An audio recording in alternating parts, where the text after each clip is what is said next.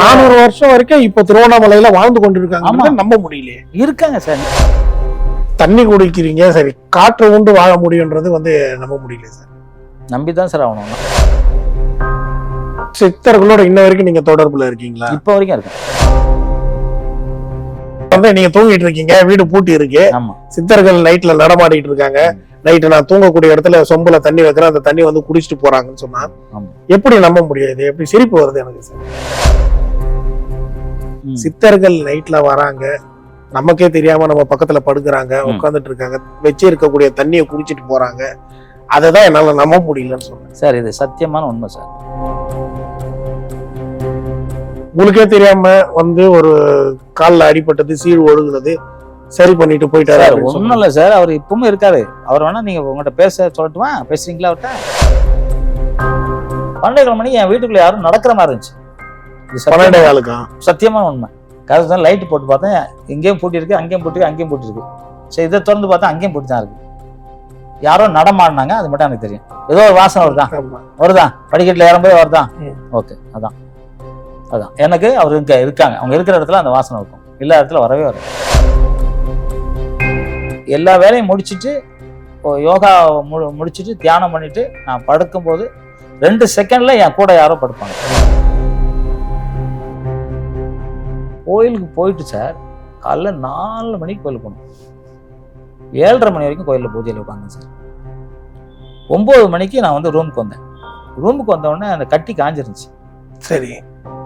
சரி, தலையில தடவை பார்த்தா தலையில ரத்தம் வரல. 3 நாள் சுத்தமா போயிடுச்சு. எல்லா இடமும், உடம்புல எந்த இடத்தையும் கட்டில, இன்னைக்கு வரைக்கும் வரல. சித்தர் பண்ணிருக்காரு. வேற யார் பண்ணா? நான் மாத்திரையும் சாப்பிடல. 400 வருஷம் நாங்க உயிரோட இருப்பேன்னு சொன்னீங்க. ஃபர்ஸ்ட் 200 வருஷம் நீங்க, 400 வருஷம் நீங்க. இது நகைப்பா இருந்தாலும் வியப்பாவும் இருக்கு. எப்படி அது சாத்தியமாகும்?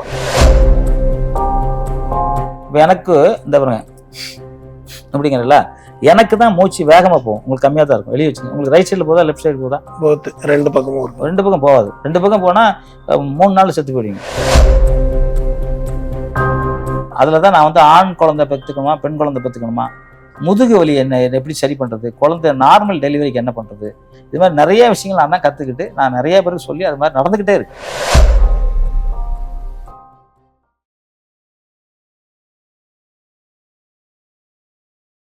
400 வருஷம் நாங்க உயிரோட இருப்பேன்னு சொன்னீங்க. ஃபர்ஸ்ட் 200 வருஷம் நீங்க, 400 வருஷம் நீங்க. இது நகைப்பா இருந்தாலும் வியப்பாவும் இருக்கு. எப்படி அது சாத்தியமாகும்? என்ன நான் இப்ப உங்களுக்கு போறக்குள்ள ஒரு பேஸ்புக் காமிக்கிறேன். 360 வயசுல ஒரு அம்மா உயிரோட இருக்காங்க இப்போ. ஆமா, 360 வயசுல ஒரு அம்மா உயிரோட இருக்காங்க சார். கிபில இருக்கு, வரலாறு பார்த்திருக்கோம். ஆமா, அப்புறம் கிடையாது. இப்ப சார் நான் அப்ப பார்த்து அந்த மாதிரி பிறந்தநாள் கொண்டாடினாங்க 365 வயசுல. ஆமா, 366 வயசு. இப்ப நம்ம தமிழ்நாட்டிலேயே ஒருத்தவங்க 109 வயசு, 119 வயசுல, 109, 119 இதெல்லாம் சராசரி வயசு 120 வயசு மனிதருக்கு. தெரியும் இல்லையா? நாய்க்கு 7 வருஷம், குதிரைக்கு இவ்வளவு வருஷம், ஆமைக்கு 500 வருஷம், ஒவ்வொருத்தருக்கு. ஆமை ஏன் 500 வருஷம் வாழுது சொல்லுங்க? அதுக்கு இருக்கக்கூடிய அந்த ஆயுசு. மூச்சை விடாது.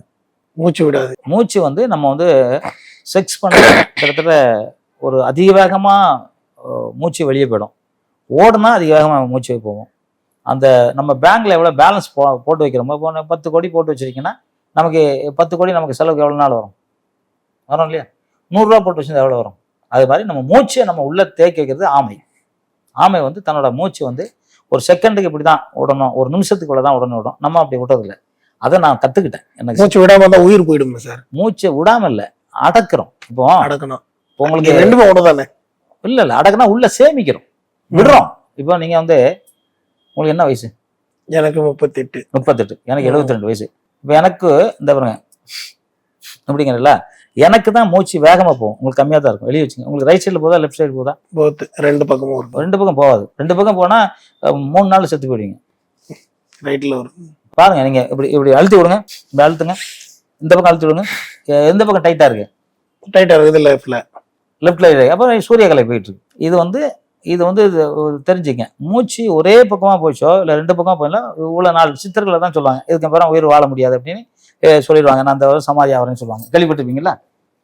அது மாதிரி போகர் எத்தனையோ ஆண்டுகள் உயிரோடு இருக்காரு. இன்னைக்கு திருவண்ணாமலை போனீங்கன்னா 350, 400 வருஷம் உள்ளவங்கலாம் நான் பாக்குறேன். சொல்ல மாட்டாங்க. திருவண்ணாமலையில இருக்காங்க. திருவண்ணாமலை இருக்கிறாங்க, இன்னைக்கு இருக்கிறாங்க. 400 வருஷம் வாழ்றவங்க திருவண்ணாமலையில இருக்காங்க இன்னைக்கு இருக்காங்க. நீங்க பாத்துருப்பீங்க, ஒரு 5 வருஷம் முன்னாடி ஒருத்தர் அப்படியே மேல பத்மாசன்ல உட்கார்ந்துருந்தாரு அப்படின்னு நீங்க பாத்துருப்பீங்க, வீடியோ எல்லாம் போட்டாங்க, பாத்துருப்பீங்க, நீங்க பாத்துருக்கீங்க, நீங்க மீடியாவில் இருக்கீங்க, எனக்கோட மேல தெரியும், நான் அந்த ஸ்கிரீன்ஷாட் எடுத்து வச்சிருக்கேன். அது மாதிரி நம்ம மூச்சு நிறைய விமர்சனங்களை பார்த்திருக்கோம், நம்ப முடியாத விமர்சனங்களா இருந்தது. 72 வயசு 400 வருஷம் வரைக்கும் இப்ப திருவண்ணாமலையில வாழ்ந்து கொண்டிருக்காங்க, நம்ப முடியலையே. இருக்காங்க சார். நீங்க ஒண்ணும் இல்ல, நீங்க திருவண்ணாமலை சாதாவா போய் ஒரு மாசம் இருங்க, ஒரு மாசம் சுத்துங்க, உங்க கண்ணுக்கு தெரிவாங்க, பேசுவாங்க, உங்ககிட்ட பேசுவாங்க. மற்றபடி சாதாரண நேரத்துல கண்ணுக்கு தெரிய மாட்டாங்களா? தெரிவாங்க சார். உங்களுக்கு அவங்க யாருன்னு தெரியாதுல்ல? தெரியாது உங்களுக்கு. அவங்க இப்போ நானே இருக்கேன் சார், நான் ஜாகவார்த்தங்கன்னா உங்களுக்கு தெரியுது. இப்போ ஏதோ ஒருத்தர் போனாதான் உங்களுக்கு அவர் யாருன்னு தெரியுமா? யாரோ ஒருத்தர் போறாரு, உங்களுக்கு பார்த்துருப்பீங்க. ஆனா அவர் எத்தனை வயசு என்னன்னு எந்த வருஷம் பிறந்தாரு உங்களுக்கு தெரியாதுல்ல? அவர் சொன்னாதானே தெரியும். இப்ப நானே எல்லாரும் போய் சொல்றாருன்னு எடுத்துக்கலாமா? இல்ல அப்படிதானே சார் பாக்குறோம். இப்ப நம்ம வந்து 200, எனக்கு வயசு 200னா நீங்க நம்புவீங்களா? நம்ப மாட்டேன். நம்ப மாட்டீங்களா? என்னோட டேட்டா அந்த மாதிரி தான் இருக்கும். அவரோட வயசு 400னா எப்படி நம்புவோம் சார்? இப்ப அவங்களுக்கு சினிமா கிடையாது, சினிமா இல்ல. இப்ப நான் சினிமாவில் இருக்கேன். சினிமாக்காக நான் வந்து 1900 இந்த வருஷத்துல வந்தேன், இந்த வருஷத்துல பிறந்தேன். நான் 1971 ஸ்டேட் ஃபர்ஸ்ட் ரெக்கார்டு இருக்கு. அப்ப 71 நான் பிறந்த 71 ரெக்கார்டு வாங்கியிருக்கேன்ல. அப்ப எனக்கு என்ன வயசு இருக்குன்னு நம்புறீங்களா? அதான் ஸ்கூல் படிச்சிருக்கேன், ஸ்கூல் ரெக்கார்டு இருக்கு, அது நம்புவீங்களா? சார் அது வேற இது வேற இல்ல சார். இல்ல அதுக்கு எதுக்கு சம்பந்தம் இல்லை. அதுதான் நீங்க என்னன்னா, எனக்கு நீங்க என்ன ஜாகுவார்த்தவங்க 72 வயசு, ஓகே, என்னோட வயசானவங்க கூட இருப்பாங்க, உங்களுக்கு தெரியாது. மூச்சு பயிற்சி உயிரை காப்பாற்றும். நீங்க வந்து போக 700ன்னு ஒரு புக் இருக்கு, வாங்கி படிங்க. அதில் தெளிவாக இருக்கும். ஒரு வாட்டி படித்தாலும் தெரியாது, 100 வாட்டி நீங்கள் ஒரு வார்த்தையை படிச்சிங்க தான் அதுக்கு என்னென்ன அர்த்தம் தெரியும். அந்த அர்த்தத்தை பாருங்கள், உங்களுக்கு தெரியும். அதில் தான் நான் வந்து ஆண் குழந்தை பெற்றுக்கணுமா, பெண் குழந்தை பெற்றுக்கணுமா, முதுகு வலி என்ன எப்படி சரி பண்ணுறது, குழந்தை நார்மல் டெலிவரிக்கு என்ன பண்ணுறது, இது மாதிரி நிறைய விஷயங்கள் நான் தான் கற்றுக்கிட்டு நான் நிறைய பேருக்கு சொல்லி அது மாதிரி நடந்துக்கிட்டே இருக்கு. அதனால் நான் நம்புகிறேன் சார். நான் வந்து 200 வயசு வரைக்கும் இருப்பேன்னு முதல்ல அது சொன்னேன். அதுக்கப்புறம் இப்போ வந்து எனக்கு என்னன்னா, அணுக்கள் சாகாமல் எப்படி காப்பாற்றுறதுங்கிறது எனக்கு தெரிஞ்சிருச்சு. நம்ம உடம்புல அணுக்கள் தானே, அணுக்களால் ஆனது தான் நம்ம இந்த உடம்பு. இந்த அணுக்கள் எப்பவுமே சாகும்போது முடி கொட்டிடும், பல்லு கொட்டும், கண்ணு தெரியாது, காது கேட்காது. இதெல்லாம் நான் அப்படியே தானே இருக்கேன். இன்னும் எப்படி 20 வயசுல இருந்தாலும் அதே மாதிரி தானே இருக்கேன். எனக்கு கை கால ஷூட்டிங்கில் உடஞ்சிச்சே வழியே இருந்தாலும் இன்னைக்கு கூட ஜவ்வு கிளீன் தான் உட்காந்துருக்கேன். இந்த கையை இப்படி தூக்க முடியாது, டாக்டர் தூக்க முடியாதுன்னு தான் சொன்னார். ஆனால் இப்போ நீங்கள் வரும்போது இது போட்டிருந்தேன் தெரியுமா? ஆமாம், போட்டிருந்தேன்.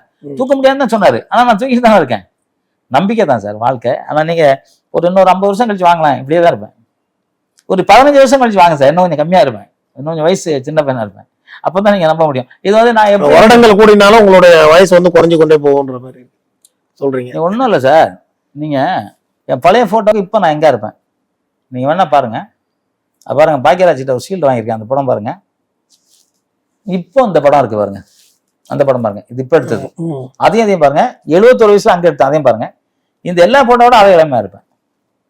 அப்போ என்ன காரணம்? இப்போ மூச்சியே வந்துக்கு சார், இவ்வளோ வேகமாக போகுது இல்லை உங்களுக்கு, அவ்வளோ வேகம். நான் வந்து ஒரு வேகமா விட்டா வேகமா போகதான் சார் செய்யும்.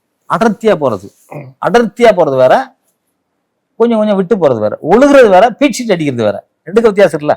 இப்போ தண்ணி ஒழுகுது, பீச்சிட்டு அடிக்கிறது, எது வேகம், எது அப்போ நிறைய இருக்குன்னு அர்த்தம்? பீச்சிட்டு அடிக்கிறது. ஒழுகுறதுங்கிறது எல்லாம் தண்ணி எல்லாம் போய் ஒழுகுதியா அப்படிமா? பீச்சிட்டு அடினா ஃப்ரெஷ்ஷா இருக்கான்ல, அந்த மாதிரி நாங்க இருந்துகிட்டு இருக்கோம். நாங்க அது நம்புறவங்களுக்கு அது அந்த காலம் தான் பதில் சொல்லும். நீங்க வந்து பாருங்க, இன்னொரு 15 வருஷம் கழிச்சு கூட நீங்க வாங்க சார், இதே மாதிரி தான் இருப்பேன். ஒரு மாற்றம், ஒரு வேலை இளமையா இருக்கிறதுக்கு வாய்ப்பு இருக்கு. அது என்ன காரணம்? என்ன எப்படி அந்த என்ன சாப்பிடுறீங்க? சாப்பிடுதான் ஒரு 80 வகையான மூலிகை. காற்று உண்டு நான் வந்து ஆமா அப்படி இருந்து பார்த்தேன், வாழ முடியும் அப்படின்னு இருந்து பார்த்தேன். அது எப்படி சாத்தியம்? இருந்து பார்த்தேன். ஒரு மாசம் சாப்பிடாம இருந்தேன், தோல்லாம் சுருங்கிச்சு. ஒரு மாசம் சாப்பிடாம வெறும் காத்து மட்டுமே சாப்பிட்டு தண்ணி குடிச்சேன், தண்ணி காத்து மட்டும் சாப்பிட்டேன். அதனால இப்போ வந்து தோல்லாம் எனக்கு சுருங்க ஆரம்பிச்சிச்சு. சுருங்கின உடனே அடாடா என்னடாது, அது இருப்பாங்கன்னா தோல்லாம் இந்த கையெல்லாம் கூட சுருங்க ஆரம்பிச்சு எனக்கு. அப்புறம் அதை சரி பண்றதுக்கு நம்ம சாப்பிட வேண்டியது ஆகிப்போச்சு. ஆனால் மூலிகை வந்து ஒரு 80 வகையான மூலிகை நான் கிட்டத்தட்ட ஒரு 20 வருஷமா சாப்பிட்டுட்டு இருக்கேன். அந்த மூலிகை வந்து எல்லாமே இருக்கும், நீர் நிலம். 10 நாள் சாப்பிடலனாலே நம்ம காத்தும் தண்ணி நார்மலாவே சுவாசிக்கிறோம், ஏன் இவரு தண்ணி குடிக்கிறோம், எல்லாமே இருக்கு. டெல்லியில ஒருத்தர் இருந்தாரு, அவர் பேர் என்ன, அண்ணா சரியா சொல்றீங்களா? எவ்வளவு நாள் இருந்தாரு சாப்பிடாம? அவர் எத்தனை நாள் இருந்தாரு? 10 நாள் 15 நாள். நீங்க வேற 2 மாசம் இருந்தாரு சாப்பிடாம. 2 மாசம். அவர் கூட தான் இவர் கெஜ்ரிவால்லாம் இருந்தாங்க. அவர் சாப்பிடாம இருந்தாரு, பார்க்கலையா நீங்க? அவரும் யோகாவில் பெரிய ஆள். அவ்வளவுதான். தண்ணி குடிக்கிறீங்க, சரி, காற்று உண்டு வாழ முடியுன்றது நம்ப முடியல சார். நம்பிதான் சார் ஆகணும். நம்பினா நம்புங்க, நம்பாட்டி போங்க, அவ்வளவுதான். நம்பிதான் ஆகணும். ஏன்னா நான் இருந்தேன். நீங்க வேணா டெஸ்ட் வேணா வச்சுங்க, என் கூட இருங்க, ஒரு வாரம் இப்போ சாப்பிடாமலே இருக்கேன். வாங்க, ஒரு வாரம் சாப்பிடாம நான் உடம்பு இழைச்சி போறேன், அவ்வளவுதான். ஒரு வாரம் சாப்பிடாம இருக்கேன், தண்ணி வேணா குடிச்சு சாப்பிடாம இருக்கேன். நீங்க வேணா ஃபுல் டே என் கூடவே இருங்க, என் கூட தங்குங்க, பாருங்க, உண்மையானே பாருங்க. இன்னும் நிறைய இருக்கு சார். அது நீங்க இந்த போகர் 7,000 புக்கு நீ வாங்கி படிங்க, நிறைய விஷயங்கள் தெரியும். அது நிறைய பேர் படிக்கல. நான் இப்போ ஆடியன்ஸ்க்கும் சொல்றேன், அதை வாங்கி படிங்க. தண்ணி அடிக்கிறத அவாய்ட் பண்ணுங்க, ரோட்ல சாப்பிட்றத அவாய்ட் பண்ணுங்க, இளமையா இருக்கலாம். அதுதான் முக்கியமான விஷயம். அம்மா அப்பா கொடுக்குற சாப்பாடு சாப்பிட்டா இன்னும் நல்லா இருக்கும். உறுதியா சொல்றீங்க? நான் 400 வருடம் உயிரோட 200 வருஷம் உறுதியா சொல்றேன் சார். 200 வருஷம் உறுதியா சொல்றேன். உறுதியா. ஆனா அதுக்கப்புறம் நம்ம இன்னும் பயிற்சியை பொறுத்து தான். இல்ல எனக்கே போடா வாழ்க்கை வேணாடா அப்படின்னு நம்மளே போயிடலாம், அப்படியே போலாம்ல. இந்த வாழ்க்கையில நிறைய கஷ்டங்கள், நிறைய பிரச்சனைகள். 90 வயது 95 வயது நாக்கு தள்ளிடுச்சுன்ற ஒரு இது இருக்கு. 200 வயசு வரையும் உயிர் வாழணும், அந்த ஆசை உங்களுக்கு இருக்கா? அப்படிலாம் ஆசை இல்லை சார். எனக்கு இந்த மருத்துவத்துல நிறைய இன்னும் கத்துக்கணும்னு ஆசை. மருத்துவத்துல அதுல மக்களுக்கு நிறைய செய்யணும் அப்படின்னு. ஒன்றும் இல்லை, நீங்க இன்னைக்கு ஒரு சேனல் இன்னைக்கோ நாளைக்கே வரும், முதுகு வலிக்கு ஒரு துண்டை வச்சு மருந்து சொல்லியிருப்பேன். ஒரு துண்டு வச்சு எனக்கு வந்த நண்பருக்கு உங்களை மாதிரி பேட்டி எடுத்து முதுகு வலி, டெய்லி 40 கிலோமீட்டர் போறேன், முதுகு வலி தாங்க முடியல. அப்பவே பண்ணி 2 நிமிஷத்துல சரி பண்ணேன். 2 நிமிஷத்துல சரி பண்ணேன். அவர் நம்பிட்டாரு. 2 நிமிஷத்துல சரி ஆகுதுன்னா உன்னை எடுத்துட்டு போய் அவங்க அப்பாவுக்கும் அதே மாதிரி அவங்க அப்பாவும் சரி பண்ணாரு. இப்போ அவர் அதை பண்ணி ரெகுலரா இருக்காரு. நான் துண்டையை கொடுத்துட்டு நீங்க பண்ணுங்க சார் அப்படின்னு கொடுத்துட்டேன். அவர் நம்பினாரு. அடுத்த நாள் தான் சொன்னார், என்ன சார் எப்படி இது ரொம்ப முதுகு வலி, எனக்கு எங்கெல்லாம பார்த்தேன் சரியால, இது இல்லை, மாத்திரை மருந்து இல்லை, ஒண்ணுமே இல்லை, சரியா போச்சுன்னாரு. இப்போ அதை நம்பும் போது நம்பி தானே சார் ஆகணும். இப்போ அவர் நம்பினாரு. ஓஹோ, என்ன எப்படி சரியா போனேன். நான் நிறைய பேர் கொடுத்தேன். ஏன்னா எனக்கு இருந்துச்சு அந்த முதுகு வலி. எனக்கு L1 L2 L4 L5 accident ஆகி, ஷூட்டிங்ல ஆக்சிடென்ட் ஆகி வலி. ஆப்ரேஷன் பண்ணியே தரணும். ஆப்ரேஷன் பண்ணி நடக்கவே முடியாது. எனக்கு சொன்னார் சித்தர், இதை பண்ணுன்னு. ஒரு துணியில நான் நைட் 2 மணிக்கு எழுதுனேன். சித்தர்களோட இன்ன வரைக்கும் நீங்க தொடர்புல இருக்கீங்களா? இப்போ வரைக்கும் இருக்கேன். இப்போ வரையும் இருக்கீங்க? தினமும் பாப்பீங்களா? தினமும் பாப்பீங்களா சார்? என் ரூம்ல தண்ணி வைப்பேன் சார். அதாவது ஒரு சில்வர் பாத்திரத்துல இவ்வளவு தண்ணி வைப்பேன். காலையில இவ்வளவுதான் இருக்கும், குடிச்சிருப்பாரு. என்ன சார் சொல்றீங்க? உண்மை. நீங்களே குடிச்சிருப்பீங்களா? நான் ஏன் சொல்றேன், நான் சுடு தண்ணி குடிப்பேன். சுடு தண்ணி? ஆமா, நான் ஏன் குடிக்கிறேன்? அவரு பூட்டி இருக்கிற வீட்டுக்குள்ள எப்படி சித்தர்கள் என்ன சொல்ல போனா, எனக்கு முந்தா நாள் இது உணர்வு வந்துச்சு சார். நான் ஒரு 12 கால் இருக்கும். நான் 3 மணிக்கு எந்திரிப்பேன் டெய்லி. சரி. 12 மணிக்கு என் வீட்டுக்குள்ள யாரும் நடக்கிற மாதிரி இருந்துச்சு. இது 12 காலுக்கா? சத்தியமான உண்மை. நான் என்னடா அது யாரோ உள்ள பூட்டை உடச்சிட்டோம். ஏன்னா ஏசி சார் சொன்னார், கொஞ்சம் உஷாரா இருங்க, பிரச்சனைகள் இருக்கு, கொஞ்சம் உஷாரா இருங்க, நீங்க தனியா போவாதீங்கன்னு சொன்னாரு. அதை வேற நான் எழுதி வேற வச்சேன், இது மாதிரி ஏசி சார் சொல்லியிருக்காரு அப்படின்னு சொல்லி எழுதி வச்சேன். சரி, நாளைக்கு ஏதோ ஒண்ணுன்னா நான் யாரு கை காட்டுறோம் அவங்க தானே, கை காட்டி அவங்க யாருக்காக இருக்கணும் அதை எழுதி வச்சேன். இதான் இருக்குமோ அப்படின்னு நினைச்சிட்டு என்ன பண்ணலாம் அப்படின்னு பார்த்தேன். சரி, நான் தூங்குறேனே உடச்சிடவும் கூடாது, அப்ப நம்ம சேஃபா இருக்கணும்னு நான் கொஞ்சம் ஆயுதத்தை எடுத்துக்கிட்டு கதவை திறந்தேன். கதவை திறந்து லைட்டு போட்டு பார்த்தேன், இங்கேயும் பூட்டிருக்கு, அங்கேயும் பூட்டிருக்கு, அங்கேயும் பூட்டிருக்கு. சரி, இதை திறந்து பார்த்தா அங்கேயும் பூட்டி தான் இருக்கு. யாரோ நடமாடினாங்க, அது மட்டும் எனக்கு தெரியும். நானா புரிஞ்சுக்கிட்டு சரி ஓகே அப்படின்னு போய் போயிட்டேன். அவ்வளவுதான். நேரத்தான் அவங்கள்ட்ட சொன்னா ஒன்றும் இல்லை, நீங்க இது முடிச்சவொடனே என்கிட்ட நடமாடக்கூடிய அந்த சவுண்டு மட்டும் தான் கேட்குது, நடக்கிற சவுண்டு கேட்குது, நடக்கிற சவுண்டு கேட்குது. இது சார் நிறைய பேர் எத்தனை மணி இருக்கும் சார் டைம்? அது ஒரு 12 மணி இருக்கும், நைட்டு 12 மணிக்கு. அதனால நான் என் வீட்டுக்குள்ள வரும்போது என்ன வாசனை வந்துச்சு உங்களுக்கு? வரும்போது வந்துருக்கு. என்ன வாசனை வந்துச்சா தம்பி? இல்ல, நல்ல வாசனை, சாம்பிராணி வாசனை வருது. ஏதோ ஒரு வாசனை வருதா? படிக்கட்டுல ஏறும்போது வருதா? ஓகே, அதான் எனக்கு அவர் இருக்காங்க, அவங்க இருக்கிற இடத்துல அந்த வாசனை இருக்கும், எல்லா இடத்துல வரவே வராது. சித்தர்கள் ஆனா கண்ணுக்கு தெரிய மாட்டாங்க. நமக்கு தெரியவே இல்லை சார். நானும் 2-3 வாட்டி கேட்டேன். அப்ப என்னன்னு சொல்றேன், அதே நீங்க நம்புறீங்களா? எப்படி நம்ப முடியும் இந்த மாதிரி சொன்னா சார்? இப்போ சித்தர்கள் நீங்க தூங்கிட்டு இருக்கீங்க, வீடு பூட்டி இருக்கு, சித்தர்கள் நைட்ல நடமாடிட்டு இருக்காங்க, நைட்டு நான் தூங்கக்கூடிய இடத்துல சொம்புல தண்ணி வைக்கிறேன், அந்த தண்ணி குடிச்சிட்டு போறாங்கன்னு சொன்னா எப்படி நம்ப முடியாது? எப்படி சிரிப்பு வருது எனக்கு சார். நீங்க டெஸ்ட் பண்ணுங்க. நீங்க ஒண்ணும் இல்ல சார், எப்படி டெஸ்ட் பண்றது? ஃபுல் டே என் கூட இருங்க சார், நைட் என் கூட இருங்க, என் கூட கட்டில படுங்க, நீங்க இருங்க, தண்ணி குடிக்கிறாங்களா இல்லையா பாருங்க, நானா குடிக்கிறேன்னு பாருங்க, நான் வேணா கூட வெளியே இருந்துடுறேன், இல்ல அந்த ரூமை பூட்டிட்டு நம்ம 2 பேரும் வெளியே எங்க படுப்போம். பேசி இருக்கீங்களா? ட்ரை பண்ணி பேசுறேன், நான் பேசல. சித்தர்கள் உங்ககிட்ட பேசல? இந்த இன்டர்வியூ உணர்வு எல்லாம் தெரியும். இப்போ நீங்க இப்படி உட்கார்ந்துருக்கீங்களா, அந்த உட்கார்ற உணர்வு தெரியும், அவ்வளவுதான். பக்கத்துல வந்து சித்தர் உட்கார்றது ஒரு உணர்வு இருக்கு, உணர்வு தெரியும். நான் வந்து படுத்தேன்னா நான் 2 நிமிஷம் 3 நிமிஷம் தூங்கிடுவேன்னா. சரி, நான் வந்து எல்லா வேலையும் முடிச்சுட்டு யோகா முடிச்சுட்டு தியானம் பண்ணிட்டு நான் படுக்கும்போது 2 செகண்ட்ல என் கூட யாரோ படுப்பாங்க. ஏன்னா என் ஒய்ஃபோட ஆச்சு, என் ரூம்ல படுத்து 10 வருஷம் ஆச்சு. அவங்களுக்கு தனி ரூம் தான். ஸோ அந்த இடத்துல படுப்பாங்க. நான் எல்லாருக்கும் சொல்லியிருக்கேன், உங்களுக்கும் சொல்றேன். அந்த படுக்கிற நான் கேட்பேன், நீங்க யாரு எனக்கு சொல்லுங்க, நல்லவங்களா கெட்டவங்களா தெரியலையே அப்படின்னா பச்சை கற்பூரம் போட்டு கொடுப்பேன் தண்ணி அவர் குடிக்கிறதுக்கு. அது வந்து நிறைய பேர்ட்ட கேட்பேன், நிறைய கொஞ்சம் சித்த வழிபாட்டில் இருக்கோம், நிறையா கேட்பேன். இல்லை அதெல்லாம் கெட்டவங்கன்னா அந்த தண்ணிலாம் குடிக்க மாட்டாங்க அப்படிம்பாங்க. நிறைய கற்பூரம் போட்டு குடிச்சா நல்லவங்க இல்லை சார், அதெல்லாம் நிறைய அதான் கெட்டவங்கன்னா இதெல்லாம் இருக்கும்போது வரமாட்டாங்க உள்ள நீங்க உள்ள நுழைவா நாத்தம் அடிக்கும் சார் கெட்டவங்க வந்தாலே. அந்த நீங்க உங்களுக்கு தெரியும், நிறைய இடத்துக்கு போகும்போது உங்களுக்கு தெரியும், ஒரு நாத்தம் அடிச்சுன்னா அதுல வந்து சரி கெட்ட ஆவிகள் இருக்க நம்புறீங்களா? அது வந்து விமர்சனங்கள் நிறைய இல்ல நம்புறீங்களா? நான் வந்து எனக்கு நம்பிக்கை இல்லை. உங்களுக்கு நம்பிக்கை, அப்போ உங்களுக்கு நம்பிக்கை இல்லைன்னு சொல்றதே வேஸ்ட். இவ்வளவு நேரம் உங்களுக்கு சொல்றதே வேஸ்ட். இப்படியே இருங்க, இப்படியே நீங்க நான் கொஞ்சம் டெஸ்ட் பண்ணிக்கலாமா? ஒரு எல்கே பாசானே ஒருத்தர் ப்ரொடியூசர், அவங்க அண்ணன் வந்து திருவண்ணைக்கு அது என்ன திருவல்லிக்கேணி அதுல வந்து சித்த மருத்துல இது வச்சு நடத்துறாரு. சரி, அவங்க அப்பாவும் அவரு. ஆனா இவருக்கு தலைவலி சரியாகவே இல்லை. என்கிட்ட ஒரு நாள் பேசுறாரு தலைவலின்னு. சித்தர் சொல்லி ஒரு பொடி கொடுத்தேன், ஒரு பொடி தான் கொடுத்தேன். சரி, அவருக்கு இன்னைக்கு வரைக்கும் தலைவலி இல்லை. ஒரு 1.5-2 வருஷம் ஆச்சு. ஒன்னும் இல்லை, நான் போன் போட்டு தரேன், நீங்களே பேசுங்க ஸ்பீக்கர்ல. நான் வந்து மருத்துவத்தை வந்து சோதிக்கல. இல்ல எனக்கு அவர் சொல்லிதான், நானே டாக்டரா இல்ல. அது நான் இப்ப கூட நான் அது வந்து சித்த மருத்துவத்தை பத்தி நான் சோதிக்கல. சித்த மருத்துவம் நான் சொல்றதே இல்ல, அது அவர் சொன்னதை கொடுத்தேன். இல்ல நான் அதை குறித்து நான் பேசல. சித்தர்கள் நைட்ல வராங்க, நமக்கே தெரியாம நம்ம பக்கத்துல படுக்கிறாங்க, உட்கார்ந்துட்டு இருக்காங்க, வச்சு இருக்கக்கூடிய தண்ணியை குடிச்சிட்டு போறாங்க. அததான் என்னால நம்ப முடியலன்னு சொன்னேன் சார். இது சத்தியமான உண்மை சார். நீங்க எப்படி எடுத்துக்கிட்டாலும் சரி, இதை வந்து உங்க கேடகம் நண்பர்கள் எப்படி சொல்லுவாங்க, நீங்களே ரிசல்ட் பாருங்க. நிறைய பேர் இதை அனுபவிச்சிருப்பாங்க, நிறைய நல்லவங்க அனுபவிச்சிருப்பாங்க. அவங்களுக்கு எல்லாருக்கும் தெரியும். ஏதோ ஒரு வகையில் நம்ம பார்ப்போம், திடீர்னு பார்ப்போம் ஒரு யூடியூப்ல அப்படியே போவான், அவன் வண்டி அவங்க ஜஸ்ட் மிஸ்ல பொழைச்சிருப்பான். அது வந்து எப்படி பொழைச்சிருப்பான்லாம் தெரியாது. உட்காந்துருப்பான், எந்திரிச்சு போவான், பில்டிங்கே இடிஞ்சு விழுந்திருக்கு. உட்காந்துருக்கோம். நான் நேத்தான் ஒரு யூடியூப்ல பார்த்தேன், ஒரு கோழி உங்களுடைய நம்பிக்கையா நான் பாக்குறேன். இல்ல நம்பிக்கை இல்லை சார். நான் ஸ்கூல் 1ஆம் கிளாஸ் தான் சார் படித்தேன். அதுக்கப்புறம் பெருசா நான் படிக்கல.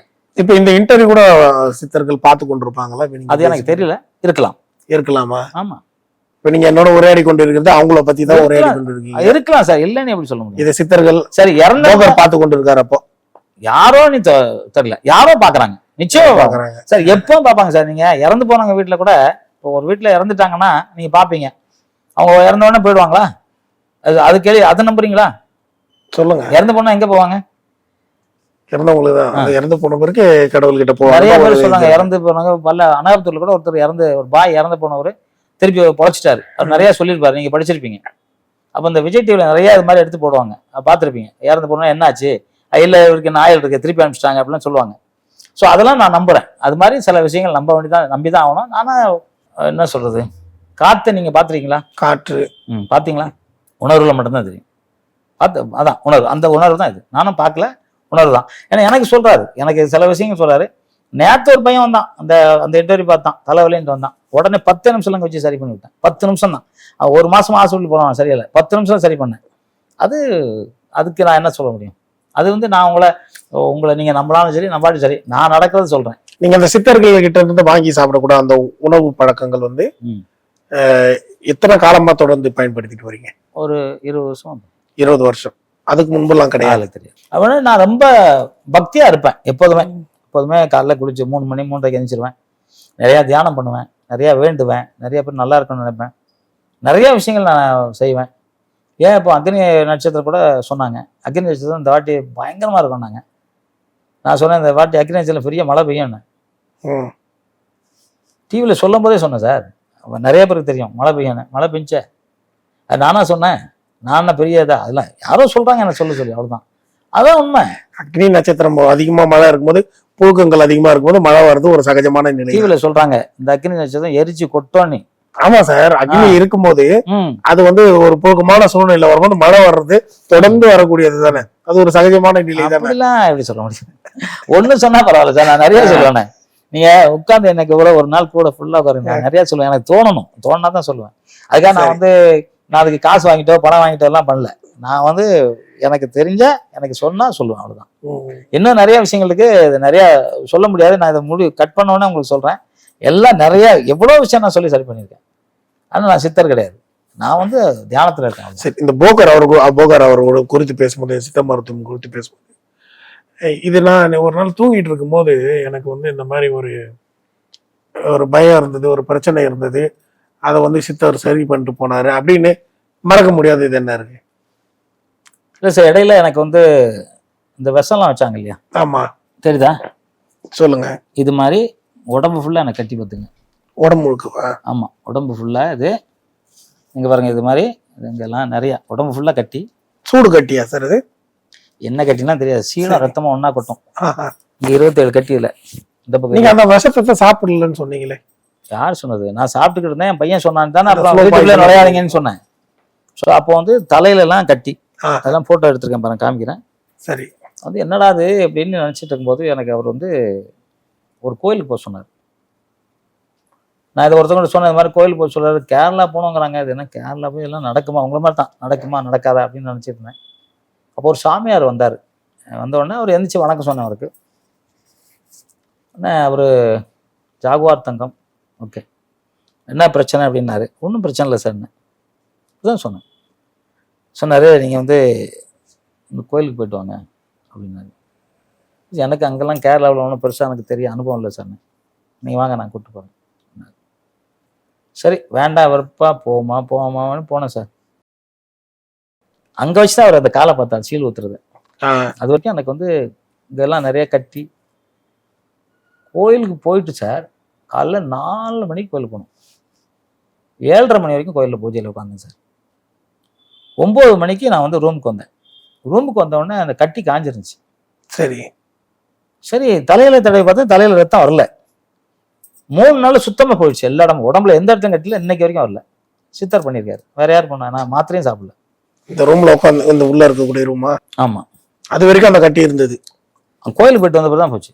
கோயிலுக்கு போயிட்டு பின்னாடியே வந்திருக்காரு அப்ப சித்தர். யாரோ ஒருத்தர் மூலியமா, உங்க மூலியமா கூட சொல்லுவாரு, அவர் மூலியமா சொல்லுவாரு, இவர் மூலியமா சொல்லுவாரு. இல்லங்க எங்க போங்க, அந்த கோயிலுக்கு போங்கம்பாங்கல்ல, அப்படி சொல்றதுதான். சித்தர்களை குறித்து பேசும்போது சித்தர்களை நேரில் பார்த்திருக்காங்க, பேசியிருக்காங்க, அவங்க மருத்துவம் எல்லாம் சொல்லுவாங்க. ஆமா, நீங்க கூட பாத்துருப்பீங்க. இல்ல, அகத்தியர் நம்ம அந்த வரலாறு படிக்கும் போது தெரியும். ஆமா, ஆனா நீங்க சொல்றது நம்ப முடியாததா இருக்கு. எப்படி? உங்களுக்கே தெரியாம ஒரு கால்ல அடிபட்டது, சீழ் ஒழுகுனது, சரி பண்ணிட்டு போயிட்டாரு. ஒண்ணும் இல்ல சார், அவர் இப்பவும் இருக்காரு. அவர் வேணா நீங்க உங்கள்கிட்ட சொல்லட்டுமா? பேசுறீங்களா அவர்கிட்ட? சித்தர்கிட்ட இல்ல, ஒரு சாமியார் வந்தாலும் அவர்கிட்ட. அவர் தான் கேரளா கூட்டு போனாரு என்ன. சரி, அவர்கிட்ட பேசுறீங்களா? அவரு சாமியார் தான் ஒரு மருத்துவம் கொடுத்தாரு, அதை பயன்படுத்தி நீங்க கோயிலுக்கு போக சொன்ன அப்படின்னு. கோயிலுக்கு போனதுனால உங்களுக்கு? ஆமா சார், உண்மை சார், நான் உண்மையை தானே சொல்றேன், நான் பொய் சொல்லி. நான் ஏன் உங்ககிட்ட இல்ல சார் நான் மருந்து சாப்பிட்டேன், ஊசியை போட்டேன் அப்படின்னு சொல்லிக்கலாம். நான் ஊசி போடல, மருந்து சாப்பிடலையே, எதுவுமே சாப்பிடலையே, சரியா போயிடுச்சே. அப்ப நான் நம்ப தானே செய்யணும். உங்களுக்கு அது மாதிரி சரி பண்ணதான் நீங்க நம்புவீங்க, நம்ப மாட்டீங்களா? எப்படி நம்புவீங்க? வர்மக்கலை நம்புறீங்களா? வர்மக்கலைகள் இருக்கு, அது ஒரு வரலாறு இருக்கு, நம்புறீங்க? நம்புறோம். அதே மாதிரி இதை நம்பிதான் ஆகணும். நீங்க நம்பலன்னா ஒன்றும் சொல்ல முடியாது. கடவுள் இல்லைன்னு சொல்றாங்க சார், ஏசுநாதர் இல்லைங்கிறாங்க, அவர் இல்லை இவர் இல்லைன்னு சொல்லத்தான் செய்றாங்க. இருக்காங்களா இல்லையான்னு எப்படி தெரியும்? உணர்வுல தான் தெரியும். இப்போ காற்று, நீர், நிலம், நெருப்பு, காற்று, ஆகாயம், இந்த 5மே இருக்கா இல்லையானே நமக்கு சூரியன் மட்டும் பார்க்குறோம். வேற எதையும் நம்ம ஒன்னொன்னா பார்க்கும்போது காற்று இருக்கிறது யாருக்குமே தெரியாது. அந்த உணர்வுகள் தான் தெரியும். காற்று இல்லைன்னா நம்ம செத்து போயிடுவோம். நீங்க சொன்னீங்க எப்படி நீங்க 200 வயசு வரைக்கும் இருக்க முடியும்னு சொன்னீங்க. அது மாதிரிதான் மூச்சு எவ்வளவு தூரம் தம் கட்டுறோமோ அவங்க நிறைய நாள் இருப்பாங்க. இப்போ அவங்களுக்கு அந்த சக்தி வரும். மூச்சை எப்படி உள்ள நம்ம தானே நம்ம உடம்புக்குள்ள எல்லா சக்தியும் வருது இல்லையா? இப்போ அணுக்கள், நரம்புகள், என்ன மூளையில என்னென்ன இருக்குன்னு யாருக்கும் கண்டுபிடிக்கல. யாராவது கண்டுபிடிச்சிருக்காது வரைக்கும்? இப்போ நம்ம 5வது மூலையும் 6வது மூலையும் தான் யூஸ் பண்றோம். தாமஸ் ஆல்வா எடிசன் அவர் 72 இது கண்டுபிடிச்சார். கரண்ட்ல இருந்து, போன்ல இருந்து எல்லாம் கண்டுபிடிச்சார். அவர் எப்படி கண்டுபிடிச்சார்? ஃபிளைட்டு கண்டுபிடிச்சாங்க ஒருத்தர். ஆனா ரைட் சகோதரர்னு சொல்றாங்களே வழியா, ஆனா உண்மையிலே இந்தியா தான் ஃபர்ஸ்ட் கண்டுபிடிச்சுன்னு சொல்றாங்க, ஃபிளைட்டை கண்டுபிடிச்சது. அப்போ அதுக்கு முன்னாடி புஷ்ப விமானம்னு இருந்துச்சு. அதை நம்புறீங்களா? ராமாயணத்துல சொல்லுங்க. அதை நம்ப மாட்டீங்க. சொல்லுங்க. ஏன் இலங்கைக்கும் நம்ம இதுக்கும் பாலம் போட்டாங்களா, அதை நம்புறீங்களா? இருக்குன்னு அணில் வந்து கல் எடுத்துன்னு போயிட்டு பாலம் போட்டிருக்காங்க. அணில் கையெழுத்துல சொல்ல சார், குரங்குகள் வந்து போடுறது சொல்றாங்க. ஆனா இன்னைக்கு அந்த பாலம் இருக்குங்கிறாங்களே, ஆராய்ச்சியாளர் சொல்றாங்களே, உண்மை நீ அதுக்கு என்ன சொல்றீங்க? 2000 வருஷமா ஒரு பாலம் இருக்குன்றது உண்மை. எப்படி கட்டினாங்க? அந்த பாலம் உருவான கதை தான் வந்து எப்படி கட்டினாங்க சொல்லுங்க. சரி, கல்லணை வந்து 2000 வருஷம் ஆச்சு சார் கல்லணை கட்டி. அப்பெல்லாம் இன்ஜின் எல்லாம் கிடையாது. 2000 வருஷம் கல்லணை அசைக்க கூட முடியல. வெள்ளைக்காரன் வெடிலாம் வச்சு பார்த்தான், அசைக்க கூட முடியல. எப்படி கட்டிருப்பாங்க? அவங்களும் ஏதோ கரிகாலன் கட்டினார் கல்லணைன்ற கரிகாலன் தான் கட்டினா சார், ஒரு வரலாறு. ஆமா, ராமர் பாலம்ன்றது பாலம் ஏற்கனவே வந்து அந்த டவுட் போயிட்டீங்களா நீங்க? அந்த டவுட் தான் வருது சார். எனக்கு இருக்காரு சார், உங்களுக்கு இல்ல. எனக்கு இருக்காரு, அவ்வளவுதான். எனக்கு எங்க அம்மா இருக்காங்க, நீங்க உங்களுக்கு அம்மா இல்லைங்கிறீங்க, அவ்வளவுதான். நான் நம்புறேன் எங்க அம்மாவை, எங்க அம்மா இருந்தாங்கிறத நம்புறேன். எங்க அம்மா தாய் இல்லாம யாருமே இல்ல, அது மாதிரி கடவுள் இல்லாம யாரும் இல்ல சார், அவ்வளவுதான். யாருமே இல்ல. தாய் இல்லாம எப்படி இல்லன்றீங்களோ அதுதான். தாய் பாலங்கள் உருவான கதையா இருக்கு. பின்னாடி இருக்கக்கூடிய அந்த அறிவியலை பத்தி தான் பேசுறோம் சார். அறிவியலுக்கு முன்னாடியே கண்டுபிடிச்சதான் சார் அந்த கல்லணை. அது எப்படி அது அறிவியல் இல்லாம தான் கட்டினாங்க. கல்லணை கட்டும் போது என்ன இன்ஜினியர்லாம் பிறந்திருந்தாரா? இன்ஜினியர் கண்டுபிடிச்சாங்களா? அதுக்கு வந்து வரலாறு இருக்கு. கற்கள்ல வந்து விலங்குகள் யானைகள் மூலம் கொண்டு வரப்பட்டு அந்த கல்லை எப்படி ஸ்ட்ராங்கா கட்ட முடிஞ்சு என்ன போட்டாங்க? ஒரே இன்னைக்கு இது நம்ம தமிழர் வரலாறு. தஞ்சாவூர்ல போய் நம்ம ஒரு ராஜ சோழன் பாத்தீங்கன்னா 6 அடி தான் கீழே நோண்டிருக்காங்களாம் பள்ளம். அந்த இதுக்கு 6 அடியில தான் அவ்வளவு பெரிய பில்டிங் நிக்குதான். நிக்குமா? ஏதோ ஒரு சக்தியில வச்சிருக்காருல அவரு. அவர் கடவுளை ரொம்ப நம்பினாரு, பண்ணாரு. அவர் பண்ண முடிஞ்சில்ல ராஜராஜ சோழன். அதெல்லாம் யாரும் பேசவே மாட்டேங்கிறாங்க. கல்லணை வந்து நீங்க பாத்தீங்கன்னா சார், கல்லணைலாம் யாரும் பேசவே இல்லை. கல்லணை இப்போ நீங்க உங்களுக்கு விவரம் தெரிஞ்சிருக்கும். எனக்கு சில பேர் சொல்றதை வச்சு நான் சொல்றேன். கல்லணை 2000 வருஷமா வெள்ளைக்காரன் வந்து உடைச்செல்லாம் பார்த்துருக்கான், உடைக்க முடியல. கல்லணை உடைக்கவே முடியல. அப்போ வந்து இன்ஜினியரிங் கிடையாது, ஏதோ ஒரு சக்தி தானே அவங்ககிட்ட. அவங்க நம்பினாங்க சார், எல்லாமே நம்பினாங்க. அன்னைக்கு அந்த காலத்துல வந்து கத்தியில வெட்டின சதையை கையை வந்து ஒட்டாங்க அப்படின்னு சொல்றாங்க. நம்ம நம்புறோம்ல சார். நிறைய பாத்தீங்களா, எலும்போட்டி இலைன்னு ஒண்ணு இருக்கு, எலும்பு உடஞ்சா ஒட்டிடும். சதையை அப்படியே கிழிச்சு தான் அவங்க ஒட்டியிருக்காங்க. எல்லாம் எவ்வளவு பண்ணியிருக்காங்களா, அதெல்லாம் நம்ம நம்பிதான் ஆகணும். நீங்க படிக்கும் போது நான்லாம் அதை நம்புறேன் சார், உண்மையாவே நம்புறேன். இல்லைன்னா அதெல்லாம் அந்த காலத்துல எழுதி வச்சிருக்காங்க சார். எப்படி சார் எழுதுவாங்க? சும்மாலாம் எழுதுவாங்களான்னு? அவங்க வந்து எல்லாம் அனுபவிச்சதான் எழுதி வச்சிருக்காங்க. நம்ம வந்து அதை வச்சு விநாயகர் முருகர் பாடல் இருக்கு, கந்தகஸ்தி பாடல் இருக்குன்னா அது வந்து யாரோ ஒரு முனிவர் அப்போ பாடினது தானே, இப்ப யார் பாடினது? அதெல்லாம் இல்லையே. எத்தனையோ நூற்றாண்டுகள் முன்னாடி பாடின பாட்டு தான் சார் நம்ம கேட்கறோம் இன்னைக்கு. அது கூட பெரிய ஒரு பிரச்சனைலாம் வந்துச்சு. அதெல்லாம் இருக்கு சார், எதுவுமே இல்லாம இல்லை. நேரில் பார்க்கல நான், என்ன அவ்வளவுதான். அதை நான் பார்க்கும்போது உங்களை வந்து கூப்பிடுறேன். உங்களுடைய பொன்னான நேரத்தை ஒதுக்கி உங்களுக்கு இன்டர்வியூ கொடுத்தது நன்றி சார். தேங்க்யூ. ரொம்ப நன்றி. கேடகம் நேயர்களுக்கும் ரொம்ப நன்றி. நிறுவனத்தாருக்கும் அதில் ஒர்க் பண்ணுற தொழில்நுட்பக்காரங்க ரொம்ப நன்றி. உண்மையிலே நான் வந்து இது வேற ஒரு பேட்டியை நினச்சி தான் நான் வந்தேன். பட் ஓகே, என்னை பற்றி ஆடியன்ஸுக்கு தெரியறதுக்கு ஒரு நல்ல வாய்ப்பா அவர் வந்து எனக்கு ஏற்பாடு பண்ணி கொடுத்தாரு. சந்தோஷப்படுறேன். 100க்கு 95 பேர் நம்புவாங்க, 5 பேர் நம்பாம கூட இருக்கலாம், என்ன கிண்டல் கூட பண்ணலாம். ஆனால் நான் 200 வயசு இருப்பேன்ல, அப்போ நீங்கள் ஃபீல் பண்ணுவீங்க, அந்த ஆள்கிட்ட உண்மை இருந்திருக்கு அப்படின்னு. நான் வந்து கிக்கு இப்போ கூட தலைக்கு மேலே தூக்கி காலை நிறுத்தி அடிச்சுக்கிட்டு இருக்கேன். அப்போ வந்து எங்கள் தெருவில் ஒரு அம்மா சொல்கிறாங்க, 34 வயசு எனக்கு, தூக்கி காலை எடுத்து வைக்க முடியல, நீங்கள் தலைக்கு மேலே எப்படி தூக்கி அடிக்கிறீங்கிறாங்க. அப்போ வந்து அது எந்த அறிவியலும் கிடையாது, என்னோட பவரில் தான் நான் அடிக்கிறேங்கிறத நான் நம்புகிறேன். இன்னும் நான் சுத்தம் போது சிலம்பம் என்னோட வேகத்துக்கு சின்ன பசங்க சுத்த முடியல. நான் வந்து ஒரு நாளைக்கு எப்படி பார்த்தாலும் ஒரு ஆயிரக்கணக்கான பேர் என்கிட்ட பேசுவாங்க. ஒரு நாளைக்கு எப்படி பார்த்தாலும் இந்த சிலம்ப விளையாட்டுக்கு வாரத்தில் எப்படியும் ஒரு 1500-2000 பேருக்கு நான் கலந்துக்கிட்டு அவங்க கூட ஃபோட்டோ எடுக்கிறேன், அவங்க கூட நான் போய் சிலம்பு சுற்றுறேன். சின்ன பிள்ளை மாதிரி விளையாடிக்கிட்டே இருப்பேன் நான். அது எல்லாமே சொல்லுவாங்க, எப்படி முடியுதுன்னு கேட்பாங்க. இடையில ஒரு பெரிய ஃபங்க்ஷன் கராட்டே பஞ்சஸ் யோகா பண்ணாங்க. அவங்க பண்ணவங்கலாம் வந்து கராட்டே பண்ணது 23 பசங்க, நான் 72 பையன். நான் வந்து பஞ்ச் பண்ணுற வேகம், நான் வேணா உங்களுக்கு வீடியோ தரேன், அந்த பஞ்சு என்னோட வேகம் அவங்க பண்ணல. யோகா என்னோட பண்ணவங்க, அவங்க முட்டிலாம் கீழே படவே இல்லை, நான் முட்டியோட வச்சு நான் பண்ணேன். அதெல்லாம் வந்து பெரிய ஒரு ஒரு ஒரு ஒரு ப்ரொஃபஸர் நினைக்கிறேன், அவர் பேசினாரு, இந்த மாதிரி நான் பார்த்ததே இல்லைன்னு.